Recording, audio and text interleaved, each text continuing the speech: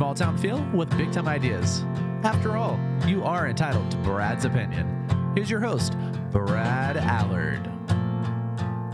All right, we're on at this earlier time to accommodate schedules. Taylor, you have some going on today, don't you? Yes, sir. What's going on? Always another client, another podcast. Wait a minute. What? I am the client. You are the client. I am the client. Everybody else just take a back seat. Yeah. Anyway, what show number is this, by the way? 1. No, it's not 1. Or no, 5. No, it's not 5. What is this? Should be 850 something, right? 812. 812. All right, well, close enough. Anyway, I have Rod Lewis here with the Burleson News Express and his new production manager, Ken. I didn't get your last name, I'm afraid. Lewis. I'm one of the brothers. Okay, I saw y'all and said, y'all sure look similar, but I figured, well, who knows? But y'all do look similar. You do look like brothers. It's the glasses. It's the glasses, is that it? Okay, well, good. Well, good. So a family affair here, and we got several of the last few weeks' copies, including. Y'all see, you said you're expanding here. We'll talk about these in a minute, but we're going to talk about what's going on with the newspaper. We're going to give them a couple of suggestions and how they get their stories. I'm going to ask Ken about how he got roped into this deal. Are you a background in the newspapers or anything like that? No, the background comes from Rod. Okay. And I was the one who said, go ahead and do it. Mm-hmm. From your last podcast. Right. So, he mentioned you about how you just basically said, look, it's time to, get a move on, on this thing. If you're really going to do it, then do it, right? And so you're the inspiration, huh? I'm the get her done. Get her done. Well, good for you. Okay. Well, we're going to talk a little bit about sponsors first, and then we could talk about the newspaper and all the other stuff and look at some of those things that are going on. And so we'll start off with Our Place. Always a great place. I'm sure y'all been there before. Have y'all been to the one here in town in Crowley? The food's about the same. Yeah, not yet. When we passed it on the way in, I told Ken, I said, "Oh, look, there's the other one." There's the other one. The other one. We've been to Our Place, and of course Burleson, where we are. Yeah. And we've been to Gina's Pizza, and Otto owns both of those. And right. Otto owns this one. Well, yeah, and I do a lot of my business in Gina's, when I do B&I business or I do business for the podcast or whatever. And sometimes I just like to go have pizza. I like their pizza and I like their music, and it's a great place to go and do all those things. So Otto really has some really nice restaurants. He and his brother, Benji. Runs the one over in Mansfield. So there you go. Also, so Gina's, you could throw that one up there. There you go. Gina's is... I really like the music. What did it say? Tuesday? Today is bingo night. Bingo night. Last night they had, they had a party. And last night they had, it was chess night. And then tomorrow night's karaoke. Do you do karaoke, guys? I do, yeah. I have once or twice. Oh, boy. I don't want to miss that. Anyway, there we all shared it, everybody. There you go. They also have live music on Sunday nights. Sunday Night Live. That's their big deal. I mean, and it's become like, kind of a place where people come in from out of town just to hear the music and all that. Also, my friend John Williams over at Old Pro here in town, 817-734-2756. Get your roof inspected. Last Sunday we had a decent rain, but we kind of got lucky this year. We didn't have the terrible storms, but still, you need to find out if your roof is up to snuff, because not just because of potential storms, but not real estate. What am I saying? The insurance companies are really becoming very, very particular, and so if they can in any way prove that you have old damage when you make a claim, they'll deny it. And so that's why I get my roof inspected once a year. So if he discovers some damage that needs insurance, I can make the claim, because you only have 365 days. And if you wait to 366, you may be out of luck. Also, my friend Jeff Kelly was on last week. We were talking about real estate and whatnot, 817-781-0546 with the Wethington Agency. We were talking about all the building going on around here, and we're still growing. And, a lot of things you read about, the interest rates, you read about well, what's going on around the country. Maybe they're slowing down here or there, but not in Johnson County. We're growing, and that's good for y'all. Yeah, it's good stories to me. And my friends Will Cobb and his sister Emily Cobb at 682-244-2019. At True Climate, you need True Climate heating and cooling. It's time to get your air conditioner inspected as well, because if it goes out in July, you're going to have a real problem. Yeah. Especially in Texas. Especially in Texas. Well, you're from Florida too, right? And it's probably more humid over there. Yeah, you get used to it though. It's like everything else. I don't know if I'll ever get used to heat in Texas. And I've been here all my life. Are you also, Ken? Are you also from Florida? No, I've spent time in Illinois, spent time in California, and Texas is my home now. Well, you betcha. After those two states, it's an easy call. Texas is God's country. It is. Yeah. We grew up in Illinois, and it's not. It's not. Well, I'll save the politics, but still. It was 30 years ago, but now it's not so much. Not so much, no. Also, at the end, when we talk about a couple of events that are going on, yesterday I had Michelle Kwan Johnson on, and that's kind of where we're going to lead off today. Yesterday I had her on, and she is protesting a wastewater treatment plant. And she and her neighbors are going to have this meeting next week on the 18th, and I'll be referring to that at the end in particular. But that's the kind of stories you like, right? Well, I'm trying not to get too controversial right now. Well, yeah, I get it, but the controversy is there's some controversy there in the manner in which this is being conducted, right?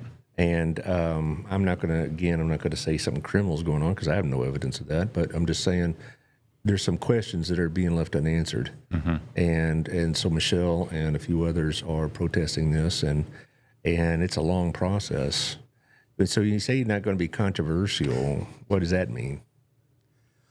Right now, I'm starting out, and investigative reporting is pretty cool, and eventually we're going to get there. But right now, taking off people and getting people upset and having what we're trying to do right now is the Dolly Parton style of be nice. Yeah, she said that she's not going to be controversial. She's not going to be political in any way, because Republicans and Democrats both buy her music. Yeah, that's right. She's not going to alienate half of them. Well, like Michael Jordan said, even Republicans buy tennis shoes, because they wanted him to be more politically active, but he was selling Nike shoes. It was Air Jordans. Right. Okay.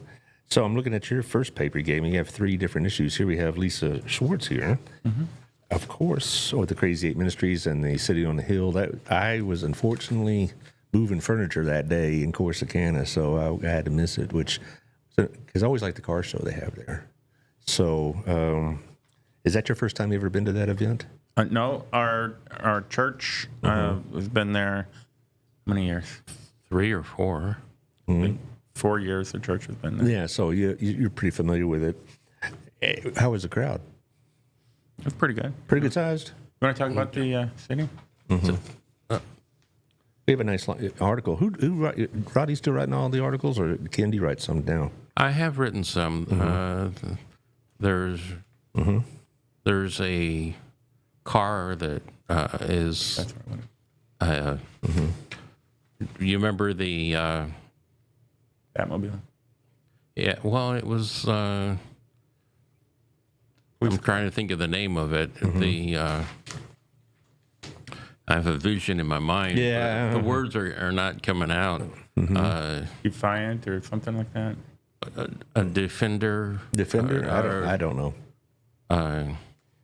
Well, it's a big series on TV, on movies. They run several movies where they have outer space creatures that Transformers. Transformers. Okay. Yeah. Okay. And so there's a man in Burleson that has a car that he's decked out, and if you remember the opening scene of I think it was the first one, they had this police car that was like Defiant or Defender, and it was racing down the road with the other trucks behind it. Well, he created a model of that full-size model of that car. and it really looks like a police car. It's got all the lights and everything on it. And so I wrote that article. How about that? Well, also I'm looking here, South State Bank article, and I see my friend Tara Birch in there, and which reminds me tonight is Network at Night. It's always the second Tuesday of the month, and it's at South State Bank at 4:30, so you can drop on by that. It's the Tuesday Network at Night, June 9th, 4:30 to 6. It's always a nice thing.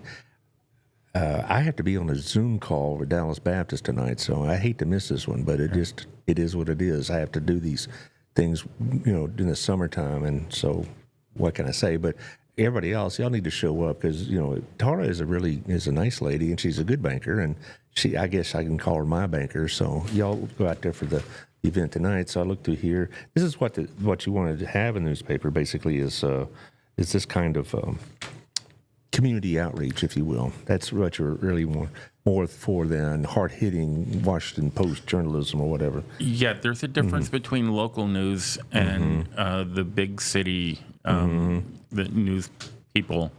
And our focus is a little different than theirs. Our focus is to bring the community together and not to just hammer things. Right. So how many places can you get this newspaper now? I see you have some newest locations. You have 48 additional locations, plus some new ones here. And it looks like, get them at the grocery store, Albertsons here nearby, Buffalo Bros Pizza, Lone Star Bar and Grill, South State Bank, of course, Twisted Sister Tap, the Center for ASD, Western Lavish Boutique. All three of those, I believe, are in the Old Town area. Okay. Fresco's, which I really enjoy. I like that place. HTO, Grump's, good hamburgers too. Grump's has good hamburgers. I tell you, Burleson really does have some good hamburger joints besides Grump's. They have the Rim, our place, Station 330. I was just, those are all, you can get really good hamburger there. I was a little disappointed with Grump, so they didn't live up to their name. They were too happy to. They were all nice. Yeah, but the food was good, right? The food was great. Okay, yeah, excellent food. That's the important part. Burleson Instant Print. And so we're talking about these locations plus 48 others. I usually see it at Daydream Coffee, and I've seen it in some of the city buildings, like at library and senior center, things like that. So last time we talked, you were producing about 990 copies. Is that still about what you're doing? No. What do you got going on now? Well, we're printing 2,000 a week. 2,000 a week. Is that because he brought you along and you ramped up the production? Well, it was more than one person could handle. Yeah, it was, I bet. Last time I talked to Rod, he was like having to swim hard just to keep up with the current. Yeah, and during the school year, we take care of all the schools. We send them papers, and there's a long list. It takes about a day to deliver all the papers. And this next issue, this is from last week. It has the Burleson ISD Teachers of the Year. I'd like to say I know these people, but I do not. But that's because I've been out of the system for 10 years. Amber Miller was named BISD Elementary Teacher of the Year, while Dan Salhus, Salhus took home Secondary Teacher of the Year. And that's a big deal. It really is because, these are chosen by your colleagues. And to be chosen by your colleagues as Teacher of the Year is a big deal. Just to be nominated is a big deal. I never won it, but I was nominated 2 or 3 times. And I was honored by that. So there you go. It's interesting since you mentioned that. Since I'm kind of the quiet, shy type, you know me. Yeah. Sure. So I tell people when you invited me to be on the show the first time, this is the second time I've been here. You're right. So right. Kind of exciting. He actually invited me back. So, but when I tell people, I'm like, dude, I'm going to be on Mr. Allard's Neighborhood. Yeah. You got to see it. And they're like, Mr. Allard, that name sounds from Brad Allard. I'm like, yeah, he was my teacher. Yeah.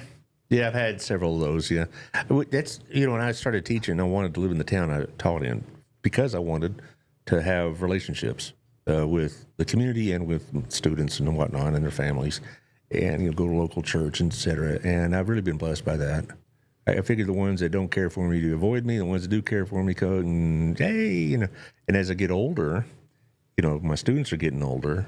I still remember them as kids, right? As 16-year-olds or whatever. And now they're in their mid 40s and they got kids. And then I see on Facebook, my daughter just graduated high school or in some cases college. And I'm like, wow, no wonder my knees hurt, because I'm getting old.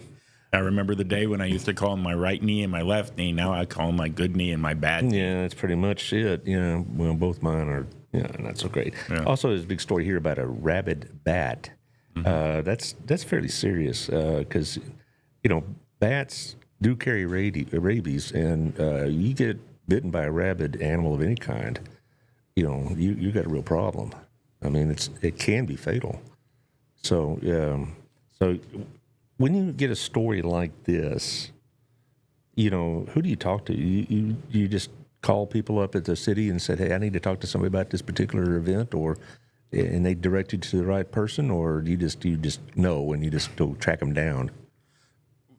You can find the stories in several different places. The internet's a good place to start, and people give me tips, and I have a good relationship with the city. And that's again why I was mentioning that I'm not in the business of taking people off. Yeah, I guess you don't know who's going to give you the tip that's going to make the paper, and the papers. Well, right now it's that's incredibly important to me. Yeah, I bet. So. Yeah. Well, here you got also the coming events. You have every issue about the hot sounds of summer and all this other business coming up. And, there's a lot of that going on. Burleson, and I've lived here. I've taught here since 88, lived here since 91. And we didn't have things like this. The only event we had in the summertime was the 4th of July fireworks show and parade. All right, we still have that. But, we didn't have really a lot of civic events. Now, I mean, my goodness. I mean, every weekend it seems like the Burleson Square there, the Vera Calvin Plaza is packed. I don't know if the farmers market had a special opening on Sunday or if they're going to 2 days a week, but they were open Sunday. So my wife and I after church said, what the heck? We dropped on by and it was pretty full. So I need to ask old Chaz Forster what the story is. Maybe you could ask him what the story is. There you go. So I mean, was that just a one-off, or is he got so much demand for both vendors and buyers that he needs to open up 2 days a week? I mean, I've been there on a Saturday and it's bumper to bumper. So that'd be a good story. Do you know Chaz Forster by any chance? I talked with him once, I believe. Yeah, you can always find him on market day. He always has the corner spot right there, the corner of the plaza, and with the produce and meat. And he must do really good business, because every time I've been there's always a line of people waiting to buy whatever, And that's a really good story, because a few years ago it was basically a handful of pickups, with their flatbeds down, and a couple of tents, and that's about it. Now you look at it, it's like a carnival every week. Yeah. So that's a good story. Yeah, it's on my radar. I've been wanting to get with them for a while, but things. But when you're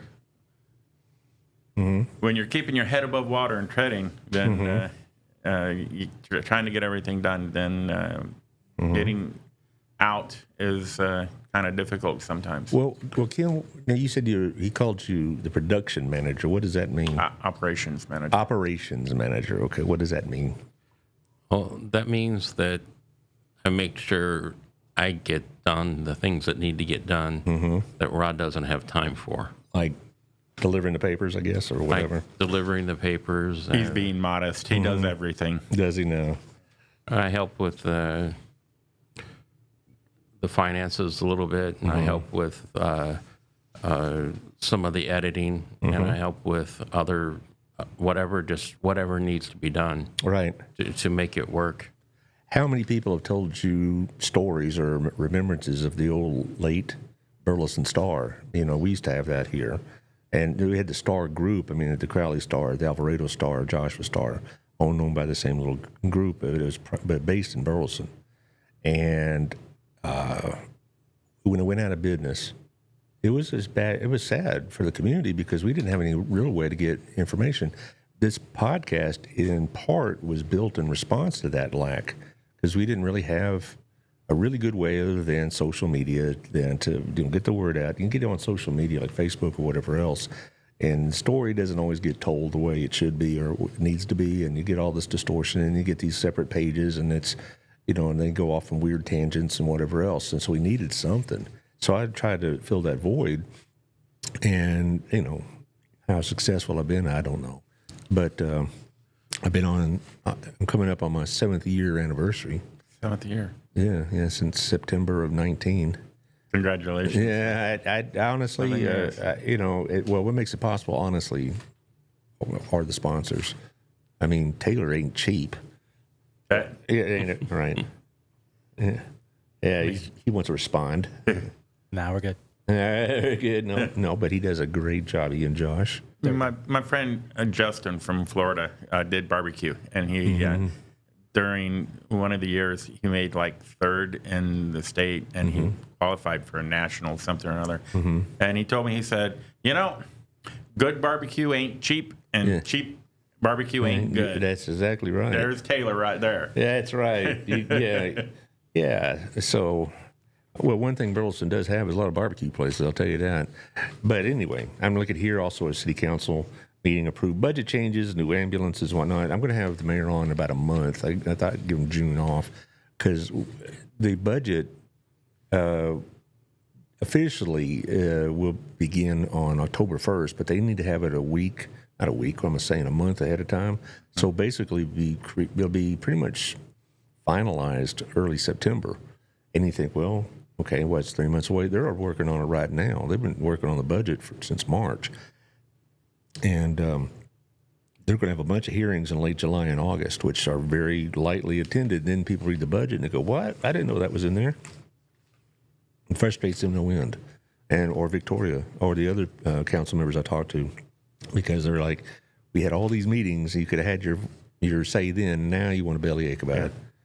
Yeah. They were talking about that when a couple months ago they were talking about a revenue for the square footage, I believe, of churches.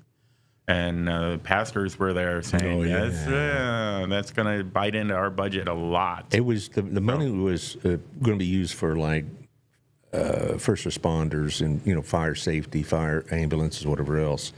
And I remember both Victoria and Mayor Fletcher were on the show while this was going. This was about 2 months ago, something like that.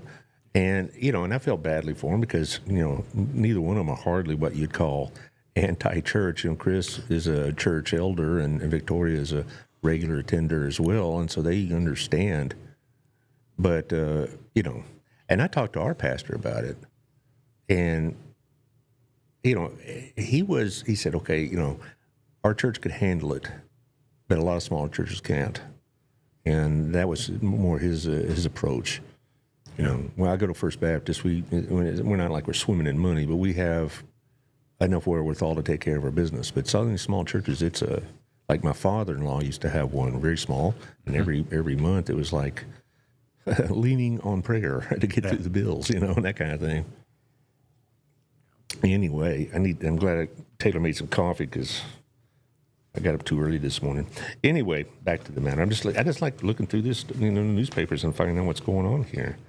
And then the latest one. This is the one that's a double issue. Is this going to be 8 pages? Going to be the new norm? Yeah. So there you go. You doubled your production capability. Does it cost a whole lot extra to make 8 pages instead of 4? Is it like a sunk cost already? So after a certain point, it's really not that expensive. The biggest cost in the paper is plating it, and after that, it's not that much, is it? After you get the run going, then to increase it isn't that bad. So I'm looking here, and this is the latest issue, is published yesterday. Amusements, rides, and food Ferris wheels and funnel cakes. BTX Honey Tour, Carnival delights families in Old Town. Yes, it does. I had Melissa and Candace from the Chamber on several times promoting this, and then they had them on afterwards, and you could just, we're so relieved. Yeah. And they have a golf tournament coming up Friday, which I need to promote at the end of the show. It's our big fundraiser. So we'll talk about all the nonprofit related events at the end. But that's a big deal, this carnival thing. I mean, I'm a little old for it, and I think if I wandered around a carnival, I'd try to ride one of those rides. They'll have to put me in traction or something like that, But still, that's what makes a community what it is. Go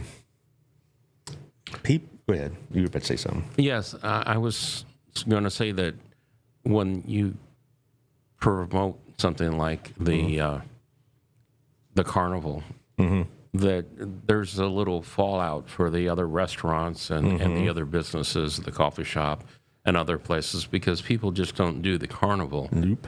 They're in the area of the carnival, and when they see like one of the Buffalo Brothers or the Twisted Sister open, they might go in there and have a meal, and so everybody benefits from the attraction. They do, and it also keeps you connected with your neighbors. I mean, that's harder and harder to do in this age of social media. That's why a lot of people like this newspaper, because it reminds them when we're a different society, and this is the way we kept up with each other a little bit. And we actually, this is going to sound crazy to Taylor, but we wrote letters. Can you believe it? You know what a letter is? Yes, I know what a letter is. All right. We call people on the landline. I remember landlines. Yeah, you do, huh? Yeah. See, I like to pick on Josh and Taylor because they're so hip and millennial, and I'm like, I rode to the studio on my horse or something like that. They had horses back in your day? Yeah. They were a lot different because a lot smaller. So Taylor, do you remember when it was one ring for you and one ring for us? I don't remember that, but I do remember not having to dial like 817. Yeah, I remember that. Yeah, wow, that's a long time ago. It was a long time ago. And I remember when you had to pay for long distance. Yeah. Yep. And so if you want to call somebody long distance, we had a very brief conversation and that kind of thing. I could reminisce all day. That's what we do when we get to a certain age, isn't it? We reminisce a lot Over coffee and a paper in someplace like, I don't know, the Daydream. Daydream is where I do it. Well, if we have time to kill, but for whatever in the morning, like after one of my BNI meetings, and I got somewhere else to be in an hour, but I don't want to just be there for an hour, so I'll go and drink some coffee at Daydream because I know the family that owns it and former student. Pook is a nice girl. I saw her again for the first time in a long time, and I swear she doesn't look a whole much different than she was when she was a student. She looks very young, doesn't she? Yeah, she does. And she has. You bought me a cinnamon roll when you took me over there. Talking about reminiscing, you remember Mrs. Strubinger's cinnamon rolls from back in high school? I do. She wouldn't do it on a regular basis. It was kind of irregular because she had to get up early and do it. And they were like 3 inches high and 4 inches wide. And they were a meal in itself. Oh, yeah. And she just did such an excellent job. You would have thought that, but they were all homemade. Yeah. And she rolled each one, and the cinnamon, sugar, evenly spread out through the whole thing, and you could just taste it and smell it. Yeah. And it was about every 6 weeks or so, maybe 2 or 3 times during the school year, she'd do it. And the other kids they would be talking, Mrs. Strubinger made cinnamon rolls, So everybody ate lunch in the cafeteria that day. It was goulash day usually, and goulash and cinnamon rolls, and you couldn't get into the cafeteria that day pretty much. Yeah. Well, I remember teachers doing that for me. And when I was teaching, Robin, my wife, would sometimes make cookies and such as that. And, it just sounds kind of odd to say, but, school for students can be kind of hard. And not because of the work required of them, but just, going in there, you got 6 classes, you got to sit down for, an hour change and move down the hall. I mean, it's very regimented. And so you need these things to kind of break up that monotony. And a lot of teachers I know would try to decorate their rooms in ways to try to make it more homey. And that was one of the conflicts I, among others, had with administration, because they wanted it all to be pretty much monochrome, white, and that kind of thing. And a lot of teachers wanted to, have like, furniture and lighting and, pastel paints and whatever, just to change the atmosphere of the room. So was your room green, and did it have BU written all over it? I was going to do that. I really was, and I got shot down. I was going to do green and gold. Yes, I was going to about green from the bottom, about 4 feet down, and then rest gold and whatever else. What I did for a long time is I had newspapers from the way back in the day. I guess I'm not talking about the 19th century, but I mean from the 1980s to date, and there were special events that had gone, some historical thing. I would cut out the front page and laminate it. Yeah. So I'd put it up on the wall, and so the adults, when they come in the room, particularly in open house, they were very excited because I remember when I was a kid when that happened or whatever. It'd be like things like 9/11, things like elections, things like when we went to war with Iraq the first time, when Nolan Ryan threw his 7th no-hitter, things of that nature. When the Cowboys won the Super Bowl, that kind of, that is always back, isn't it? And so that's how I did it. And then in the last couple of years, I contacted just about every college I could think of and sent a blast email for paraphernalia, if you will, pennants, hats, whatever. And just about 99% of them responded. And so my room was completely covered in pennants of the various schools, not just Texas schools, but all of them. And they would send a box sometimes of posters and, little doodads with their college emblems on it and things like that. That's when we actually played college football, not professional football at the college level. Yeah. Don't get me started on that. That's after yesterday. Y'all follow college football? I used to follow it very closely, but now not so much. Yeah, because it's not the same, is it? And then yesterday, basically the court said, it's okay to gamble on your team. And so that's going to get a lot of people upset. But that's for another show. Yeah. I could do a whole show on that alone. Let's see. Who we got this weekend? All right, we have Neon Prophets at the Hot Sounds of Summer. Then the week after that, Whitney, Queen of the Night. That'd be interesting. See, they have all these other events going on. And see, I know the Parks does a lot of stuff in the summertime, a whole bunch of stuff. And let's see, we have a June Craft Fair event at the Senior Center on Sunday? Saturday, I believe. Well, it says June 13th. That is a Saturday, yes. It is Saturday. I can't imagine. I was thinking, these old ladies aren't going to do anything on a Sunday morning. No. So it's a Saturday morning. Okay. And you have... So on that page, I believe that you're on right now, that you're looking at, on the left is our first columnist. And I'm going to give a shout out to Mr. John Smith. John D. Smith, history buff, he says. John Duke Smith. Right. Yep. Is he a local guy? He is. He's been local for like 80 years. I need to get him on the show. We can talk about old-time stuff. If you're looking for Burleson history, there's no one better than John. And that column that he's writing, I believe we've had more responses on that than we have on anything else, haven't we? Yeah, it touches people deep when they remember an event and it's been like 20 or 30 years ago. Or there was a lady that we talked to that one of the stories was on a doctor, and it was a doctor that she went to as a child, and she was up in years. She's probably 70s or 80s, and she went to that doctor when she was a child, and she remembered him, and she remembered, and it brought back memories. Well, I don't have anything to compare to John Duke Smith here, but you have his email address. I want to give him a contact, and SBC Global Net. That's been a while. Yeah. Quit laughing over there, Taylor. You ever SBC I didn't Global? say anything. Yeah, I know. All right, fine. But I need to get him on the show, because I've been here. Well, I'm an old timer now. I've been here since '91, like 35 years. And I remember a few things, but it's like if you weren't born here, you're still a visitor or something like that. But it's okay. And then you got like Burleson's Emmy winner Barry Phillips. Yeah, he's he's been around here for a while. I did not know him. I think he graduated before I began teaching. So there you go.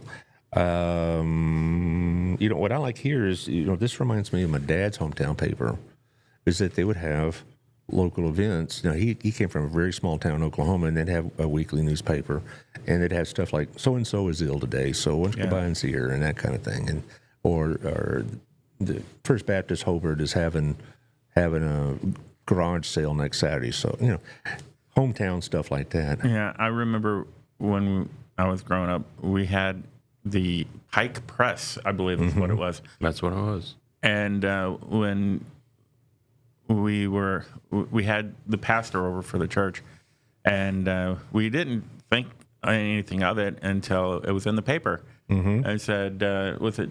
I don't remember who it was even, but it said that this person came and visited the Lewises, and they had fried chicken for dinner, and they had some of Jones' ultimate cake.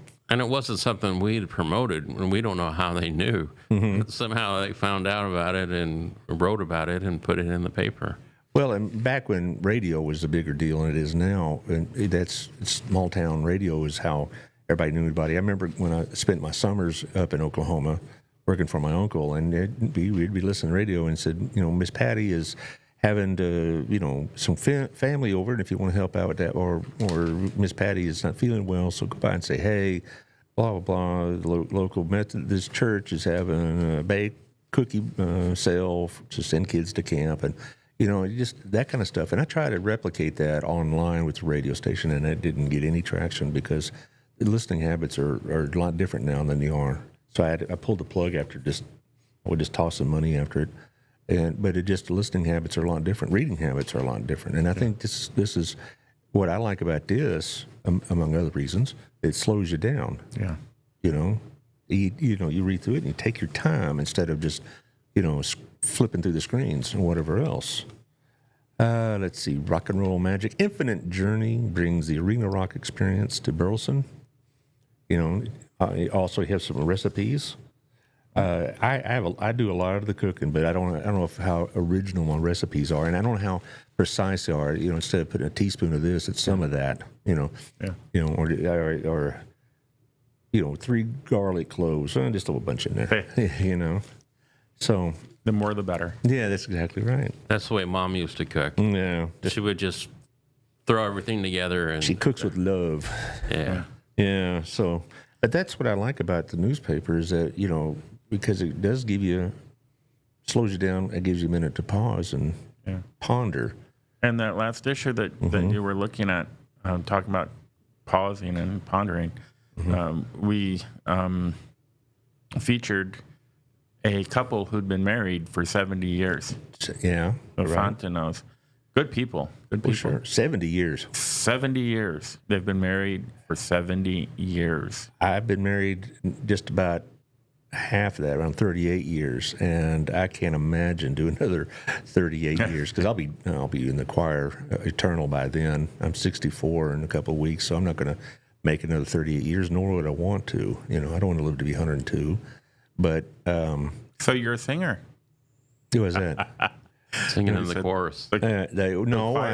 Choir eternal. Choir eternal. Or the choir invisible or whatever. That kind of thing. But no, I am one of the few people in our church that has not been recruited to sing in a choir.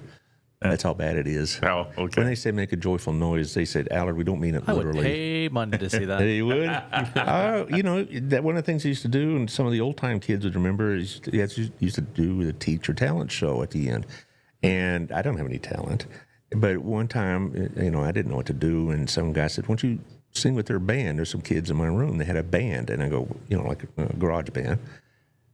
And so I did it, and I'm up there doing my first song up there, and this is like 94, 95. And is there a video of that? There's one in the year, I think 2000 had a video on it. But anyway, I'm up there, and this is the old building, so, Kerr or the early college building. So I'm up there doing that. That sounds pretty good. And then I heard the tape, and oh, my Lord. My friend Sanford Mason, definitely been enjoying reading the paper, brings us back to memories of days gone by. If you don't know Mr. Mason personally, he is local member of the American Legion, and he was on the show about a couple weeks ago. Does a lot of stuff with Texas Parks and Wildlife, and you'll see him at the 4th of July parade. Yeah, I'm going to see him before then because I owe him a big apology. And Mr. Mason, if you're tuning in right now, I owe you an apology. I don't take it lightly. I'm going to try to run over to the American Legion. He sent me a text on a program that he was doing With the wildlife, or with the wildlife, right. and I had intended to publish it and do it, but I get all my stuff from emails, and I overlooked it, and then when I saw it, I'm like, oh, that was already passed. Yeah. And I'm like, we're bringing things up to speed, Mr. Mason. So next time we'll do better. Well, he's a regular on the show and a regular listener, and I'll have him on again in the fall, I'm sure, because they do a lot of stuff, not just for wildlife, he does stuff for the veterans. And I like doing those kind of shows because my dad was a veteran and very proud one, and so I'll do that. But you'll be at the parade. That's probably, I'm sure, we'll read about it in your paper because 4th of July parade's a big deal around here. Yeah, actually, I'm glad you brought that up. Oh yeah. When we were doing our marketing research and checking out to see if this is going to fly, if it would be even feasible to do it, we were doing a one-page Burleson News Express, and I think it was the first issue that we did was the 4th of July parade. So this has been in operation for about a year now. Well, we started in earnest in January. Okay. But we were doing as we could. I think we did 3 or 4 issues last year in 2025. That was just the beginning, and it was just on regular paper, and it didn't have the feel of a newspaper. Not that newsprint and all that. Get the ink on the fingers, and that's good for you. Well, about 2 4th of Julys ago, I was honored by the American Legion, by Sandy, to be like a guest of honor and to ride with the veterans. And I'm not a veteran, so I felt kind of self-conscious. So I took my dad's picture of him and his jump outfit. He was a jumper in the Army, an Army Ranger and all that, and with special operations. And so I just would carry that picture around, kind of to honor him, who at the time was still with us, but he was also declining in dementia, et cetera, et cetera. But it was really important to me. So it's a great thing, and that's what I think your newspaper is really going to help, is it puts that focus on those kind of events. How do you get your stories? I mean, you just look around and see what's going on, or do people often contact you and say, hey, this is something you might want to be interested in? All of the above. All the above, right? Yeah. Facebook, we look. The internet's a good place to find just about anything you're looking for. Problem is, it's so quick. It's there and it's gone. And like I mentioned last time here, there's a permanence on paper. I've already had a couple of people say, since you've had your paper out, I've cut out 2 of your stories and put them on my refrigerator. And I'm like, wow, okay, that's kind of the point of the exercise, is to get things back to family orientation. And well, when I do the ad run at the beginning, I have yours on there. We didn't have it today because we're going to spend the whole hour talking about it. Taylor, do you still have that slide? I bet it's around there somewhere. Here it is. And we throw it in there. And more often than lately than at the beginning, they said, oh yeah, I saw that at my salon, or I saw that at Daydream. I saw that at the library, or something like that. So it's getting around, but it does take a long time to get traction. I can tell you that from experience. I was fortunate that I had people at the very beginning to support me, and I had an audience of people that knew me. But it still takes time to really become like, oh yeah, that's part of the scene now. No, we do that. It's taken a while, and has it resonated yet with sponsors, with advertisers?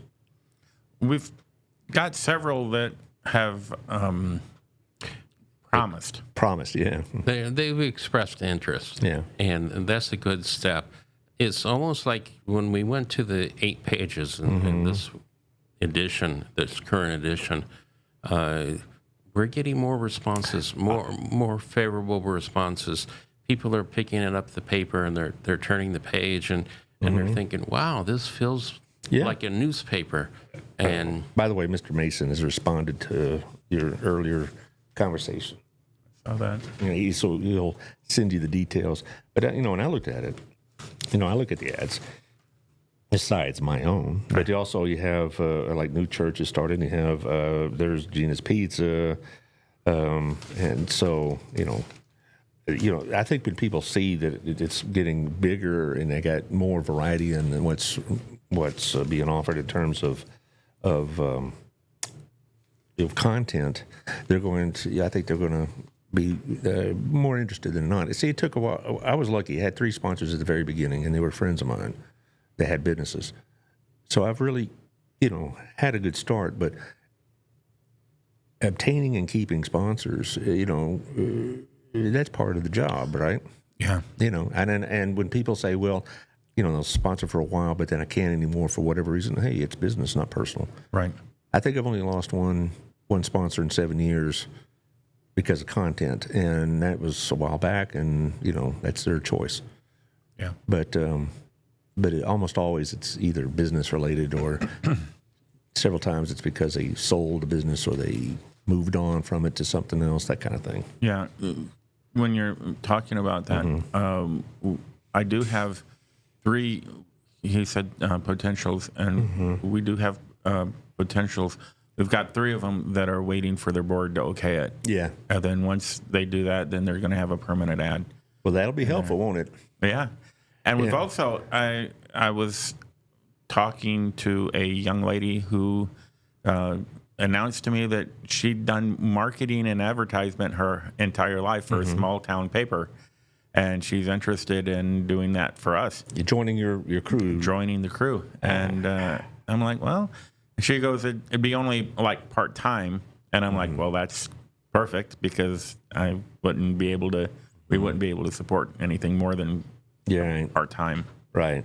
But things are starting to move a little bit. And this, as we're getting going on this, the biggest hurdle that we have is people knowing that it's here. Right, exactly. And when they get a hold of it and they actually feel one in their hands and they turn the pages and they start reading the articles, they just fall in love with it. They just think that this is just great.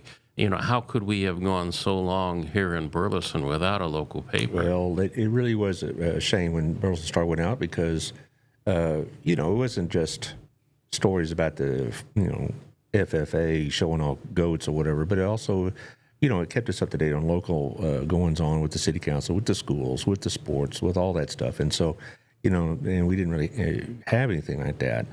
And so I think people really missed it. I know that one thing as teachers would do is when the Thursday edition of the Star it came out like twice a week, I believe. Yeah, and on Thursday they'd have like the arrest reports, and we'd all look. Oh, do I know this guy? Oh, I told you, he's got it coming. Or I'm shocked and amazed, and that kind of thing. And so, how did your picture look? It's great. It's great. My mug shot.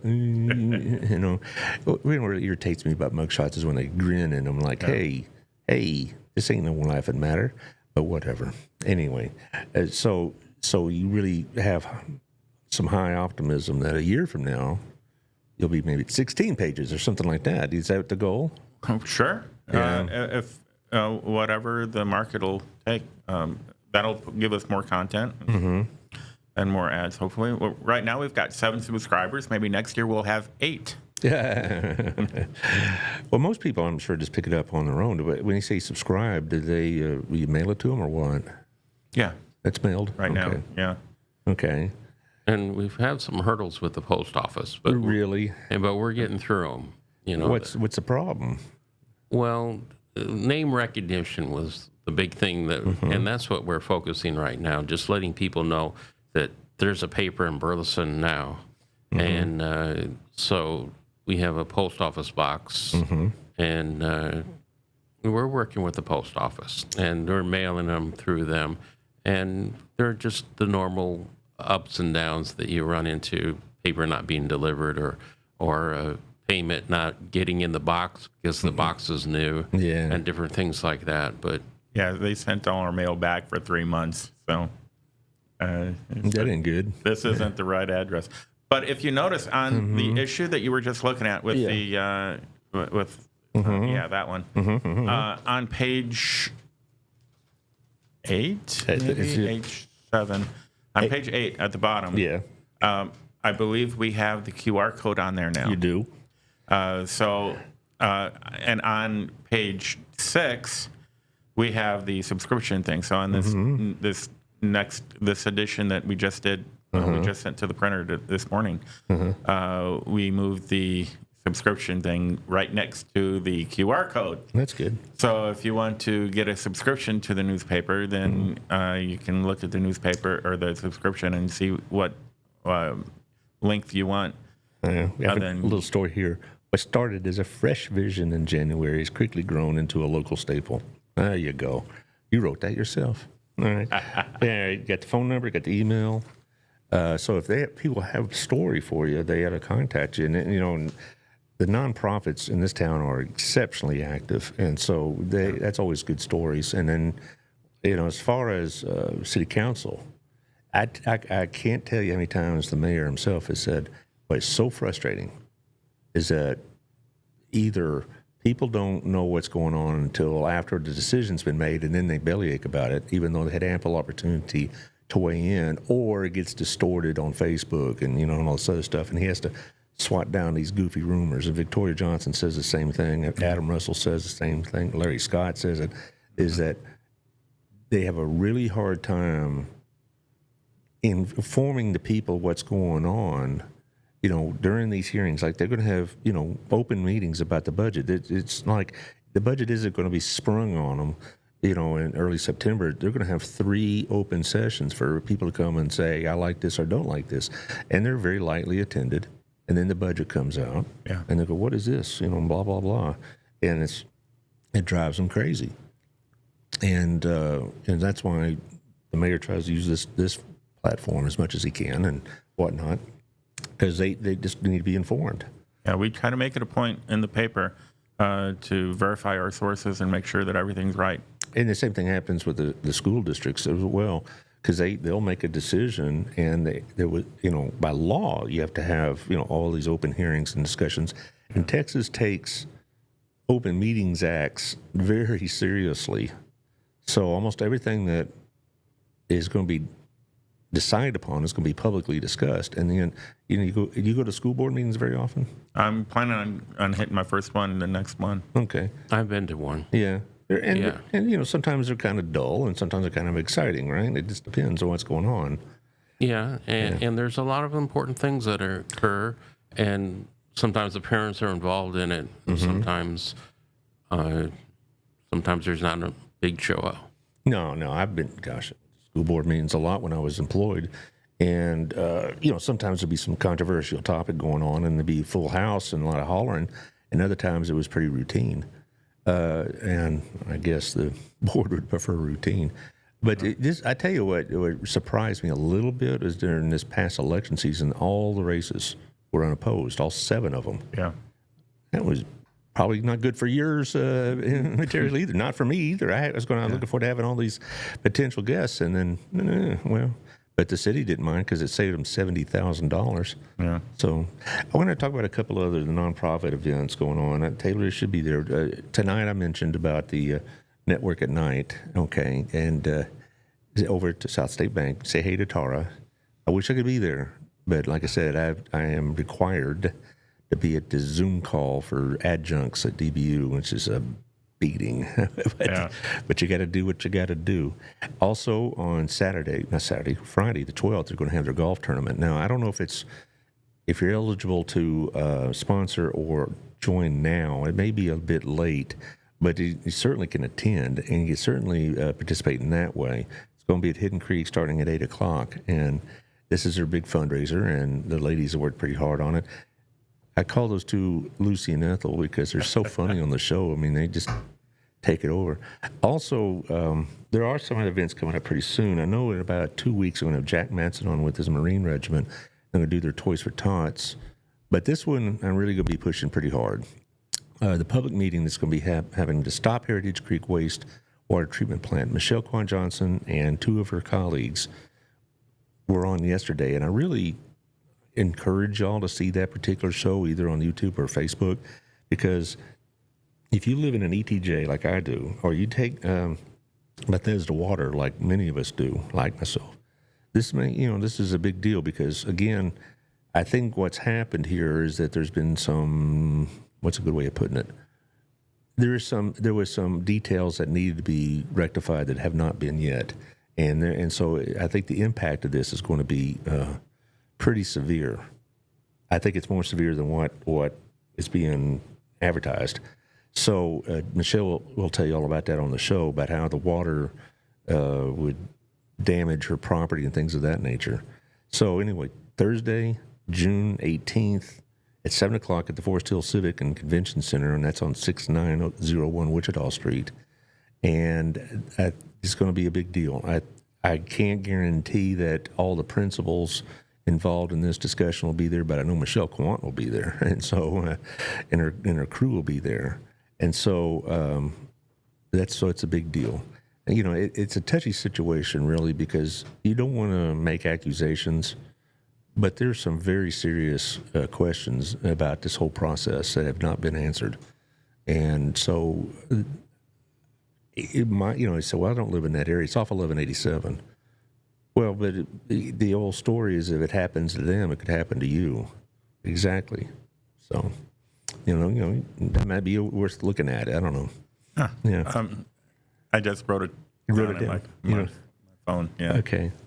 Also, I've been making this plug, kind of an informal plug about the nonprofit, the food pantries, because it's summertime, and there's a lot of need for that. That's another good story right there, because the kids eat free over at Promises, and I know there's summer meals over at Harvest House because they really get hit pretty good in the summertime because they don't have the school lunches and school breakfasts anymore.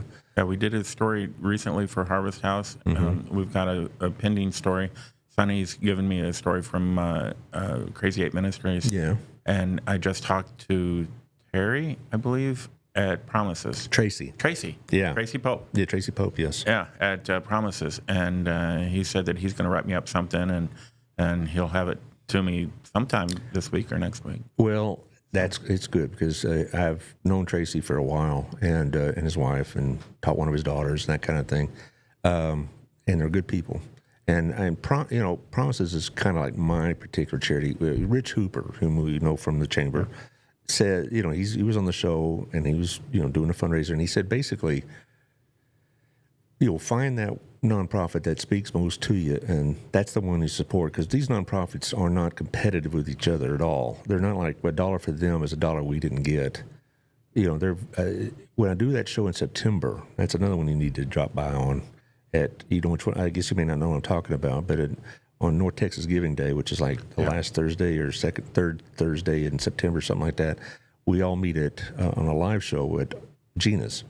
Otto opens it up a little early, and we have all of them come in. They get like 8 or 9 minute segments, and you talk about the stories you can get just from that alone. But Promises, they have this Kids Eat Free program, and they're swamped. Yeah, and we're keeping up with the donations, but that's because we've been that's encouraged, shall we say, by our church to really make this work. Yeah, Mr. Rope showed me. He took me a tour on the thing, and I'm like, dude, this is a bigger operation than Crump's grocery store was when I was growing up in Illinois. Well, they get a lot of stuff from like the food bank in Tarrant County, and they also buy some stuff at wholesale prices and whatever, and they do have those sources. But really, what makes the difference is individual donations, either monetarily and or food. I mean, and Harvest House will tell you that. House of Hope here will tell you that. those monthly donations is what makes it really work. And there's a third leg of that too, is the people that come in and do the work, the volunteers. The volunteers. And in the summertime, it's kind of tough because everybody's on vacation. Oh, it's hotter than Dickens out there or whatever. But anyway, I appreciate y'all being here. We're about out of time, but I'll let y'all finish off the last word about what you would like people to know about the Burleson News Express. You want to start? Well, I think the biggest thing that we want to make known is the fact that we're here. And our coverage is expanding. We're trying to hit the events in Burleson. Our focus is Burleson, but we want to reach out to Crowley and Joshua in the other area in the near future. But our focus is on Burleson and activities and functions within the town. And we're planning to include, if we can get support from the schools, the sports into the program a little bit, local sports. And we're everything that we're doing is building, and we're learning as we go. Well, Josh YSD has been on the show several times, and we'll be on again when school starts again. And they're very easy to work with. I can give you the contact information to their social media and outreach director, a guy named Kyle, who's a nice young man, and you'll have a real good contact there, and they'll be very interested in publicizing what they're going on in Joshua ISD, because so much of the city of Burleson's in Joshua ISD, so you'll be covering a lot of Burleson related readers, even if it's Joshua ISD. And as far as Burleson ISD, they're a little harder to contact, and I'll just leave it at that. And so, anyway, you got something, Rod? Well, again, like I said last time, we're here to support the community and to build the community and not tear it down. There's a lot of media that they, if you say the sky's blue, then they'll say no, it's not. And there's a lot of that going around. And what we're trying to do, especially since we're new and we're trying to build our reputation, we want to make sure that everything is uplifting as much as it can be.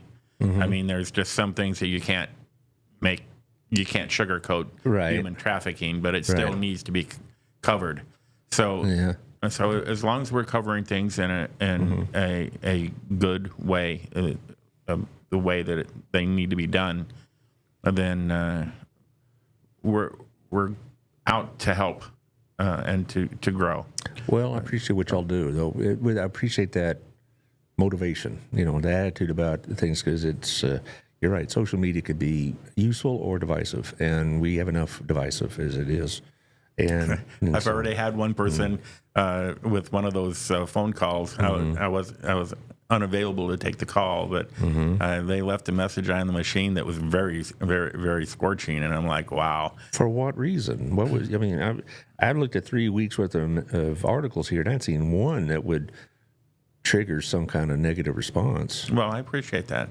But, some people just go off on whatever they feel like they want to go off on, and you just let it play on the machine and say, okay, that guy was upset. Oh, believe me, I not as much as I used to, but quite often, 2-3 years ago, I was getting some negative comments on certain pages. Now, I don't know if they pay attention to me or not, but yeah, and you just let it roll off your back because it's more on them than you, that kind of thing.